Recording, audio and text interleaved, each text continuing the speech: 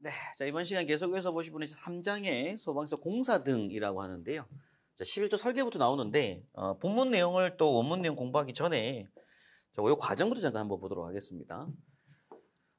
저희가 이제 건물을 지어 나가는 과정 설명을 한번 드릴 건데 이 과정을 한번 다 듣고 이해하신 다음 원문을 보면 조금 더 이해가 빨라서 일단 처음에 이제 어떤 건물을 지으려고 해요. 특정 소방 대상물을 지으려고 하게 되면 제일 먼저 찾아가는 데가 이제 설계회사입니다.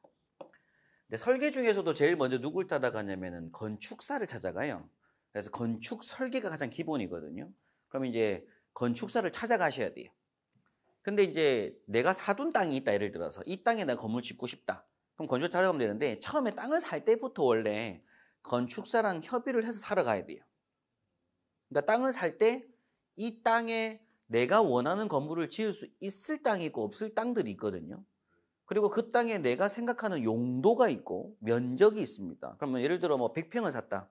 근데 그 땅에 건폐율하고 용적률이라고 하는 게 있어서 건폐율이 60%면 100평 땅 중에 40평은 그냥 날리고 60평만 지어야 돼요. 40평 공투로 나눠야 되고. 그리고 또 주차장 확보수도 필요할 것이고 또 용적률 200%면은 100평 땅에다가 실제 쌓아 올렸을 때 뭐 몇 층 못 짓고 전체 다 층 합쳐가지고 이제 200%, 200평까지만 지을 수 있고 그런 법적 제한들이 있습니다. 근데 그게 이제 비싼 땅들이 이제 상업지역이라고 해서 2000%, 3000% 용적률이 나오는 거죠. 그럼 무조건 높이 지을 수가 있고 여러 층을 쓸 수가 있는 거니까. 근데 그런 땅들을 알아볼 때 건축사하고 미리 협의하면서 땅을 보는 게 제일 좋고 그럼 이제 땅을 봐가지고 건축사하고 설계를 그리면 건축사는 건축 설계를 해요. 그럼 건축 설계가 나왔을 때 그 건축 설계에 맞는 소방 도면이 설계가 들어가는 겁니다. 그럼 일단 설계를 해요. 그럼 소방 설계죠. 소방 설계를 하게 되면 이때 이제 뭐가 나오는 거냐면 도면들이 막 나오는 거잖아요. 그래서 이제 건축 도면, 소방 도면, 전기 도면 뭐 이런 도면들이 나와요. 그걸 가지고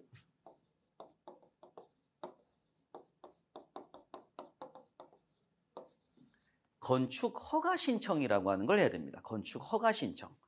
그런데 이 건축 허가 신청을 또 건축사하고 처음에 제가 같이 봐야 된다고 했잖아요. 도면 그리면서 땅도 보고 땅 딱 정했으면 그 땅에다가 어떻게 지을 건지를 건축 도면 그리거든요. 근데 건축사들도 도면을 그리기 시작할 때 관할 구청 건축가, 구청의 건축가가 건축 허가가 있습니다. 구청 건축가에다가 협의를 하면서 도면을 그려요. 내가 도면 이렇게 그릴 건데 한번 봐주십시오. 그럼 같이 허가를 받으면서 이렇게 하면 허가 내줄 겁니다. 이런 식으로 도면을 그려서 완성을 해놓는 거예요. 그러면 이제 도면을 딱 넣었을 때 바로 허가가 떨어질 수 있도록 도면을 그려나가는 거거든요. 그럼 이제 그 그림 그리면서 건축 도면이 다 그려지고 나면 그 다음 소방은 그냥 거기다 입히는 거라서 이미 허가는 떨어질 것들인 거죠. 근데 문제는 그 소방 도면을 그렸을 때 건축가에서 소방 도면을 볼 줄 모른다 이거예요. 그래서 최종 허가를 하기 전에 관할 소방서로 갑니다. 구청 소속이 소방서니까. 구 내에 서가 있는 것이고 시도 내에 본부가 있는 거라고 했잖아요. 그래서 이제 구청에서 보통 각 소방서에 민원계가 있어요. 그럼 여기서 이제 요걸 우리가 건축 허가